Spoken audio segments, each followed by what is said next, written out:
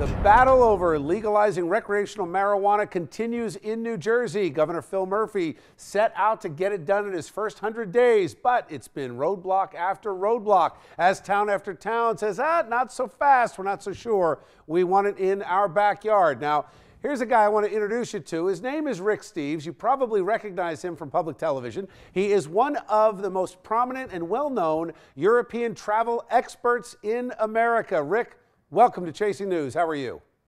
I'm doing great. Nice to be here with you. So you're in a car. I want to ask you, you're not in Europe, you're in New Jersey. Where are you headed? Well, I'm from Seattle, and right now I'm doing a road trip up and down the eastern seaboard, visiting state houses, explaining to people that it makes perfect sense to legalize, tax, and regulate marijuana. Rick, can I ask you a question?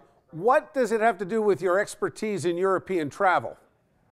Well, I've spent a third of my adult life in Europe hanging out with people for whom a joint's about as exciting as a can of beer, and they don't arrest a lot of people like we do smoking pot. We have 10 times the incarceration rate here in the United States as they do in Europe, and it just makes no sense to have a racist law out there where we're arresting a lot of poor people and black people for smoking pot. Why did you say racist law? It's not illegal for one race over another.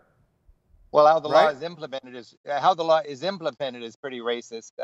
Wealthy white guys don't get arrested. It's poor people and black people. But that aside, do you think it's going to happen in New Jersey? Sooner or later, it's going to happen in New Jersey. It's a fifth of our country has legalized, tax, and regulated marijuana, not because it's pro-pot, but because it's common sense, fiscal responsibility, respect for civil liberties. Just a curious question. Do you prefer a rolled cigarette for your pot or a pipe?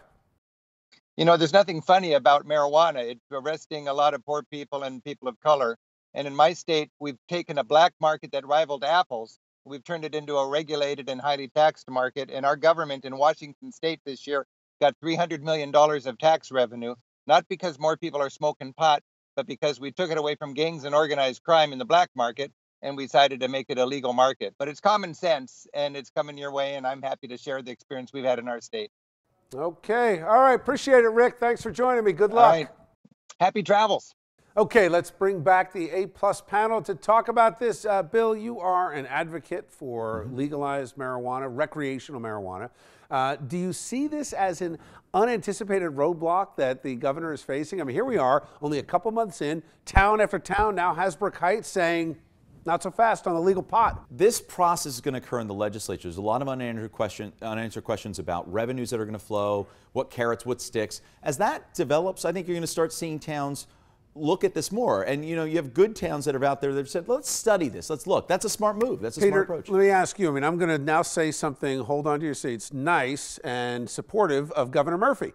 I think undoing some of the constraints that Chris Christie put in place on medical marijuana, a smart move. But that's where I think a lot of the support stops.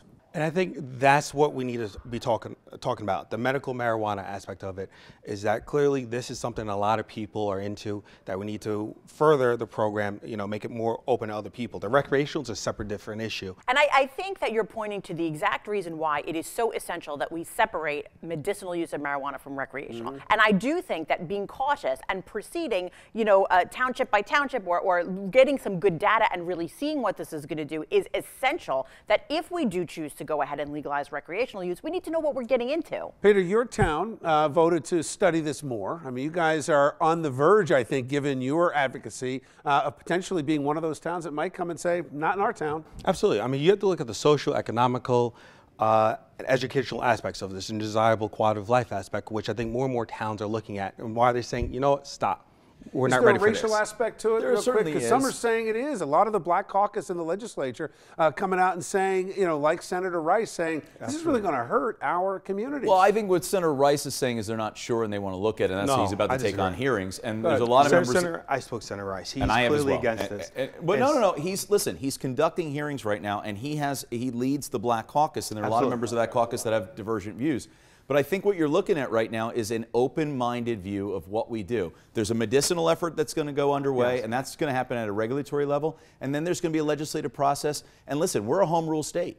mayors are going to have the last say in what happens in their towns, and that's the next question. But I just want to end with this. Whether it's Senator Rice, Senator Singer, or even Senator Joe Crine, they're looking at it from a decriminalization aspect, and I think that's what people want to look at. And I think people are going to be more in favor of the decriminalization aspect than the legalization aspect. Either way, none of this happens in the first 100 days. Absolutely not. Agreed? Absolutely. All right, we'll see.